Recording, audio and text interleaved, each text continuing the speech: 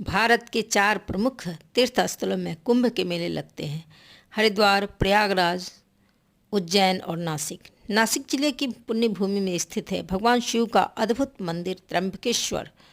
इस मंदिर के में एक ही कुंड में 3 लिंग उपस्थित हैं, जिन्हें ईश्वर के तीनों रूप में ब्रह्मा, विष्णु और महेश का साक्षात रूप माना जाता है। काफ़ी प्राचीन और भव्य है यह मंदिर। सभी प्रकार की कामनाओं को पूर्ण करने वाला माना जाता है इस मंदिर के दर्शन को नासिक महाराष्ट्र का एक प्रख्यात नगर और जिला मुख्यालय है। पश्चिम भारत की गंगा गोदावरी नदी के उद्गम स्थल पर एक पहाड़ी है जिसका नाम ब्रह्मगिरी है। इसी पर यह मंदिर स्थित है। यह मंदिर त्रयंबक नामक स्थान पर है। शास्त्रों में कहा गया है कि महर्षि गौतम की तपस्या से प्रसन्न होकर भगवान शिव जी ब्रह्मा और विष्णु सहित यहाँ त्रिलिंग के रूप में स्वयं उपस्थित हुए। तो गंगा जी गौतमी नदी के रूप में, गौतमी नदी को का ही आधुनिक नाम गोदावरी है, जो तीनों देवों की स्थापना के कारण से ज्योतिर्लिंग का नाम त्र्यंबकेश्वर नाम पड़ा। इसके पीछे एक कहानी भी है।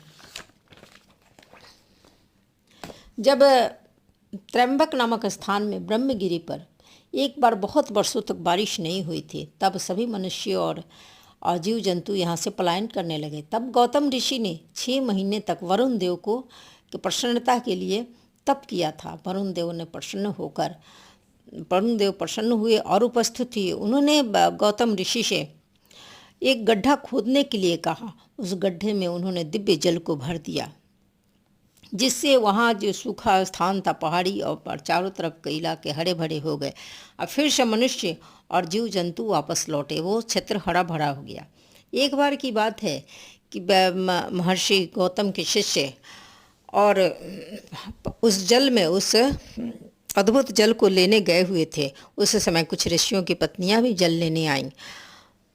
उन्होंने पहले जल लेने के लिए कहा, लेकिन उस समय ऋषि पत्नी अहिल्या ने कहा कि शिष्य काफ़ी देर से यहाँ पर आए हुए, इसलिए उन्हें पहले जल लेने देना चाहिए।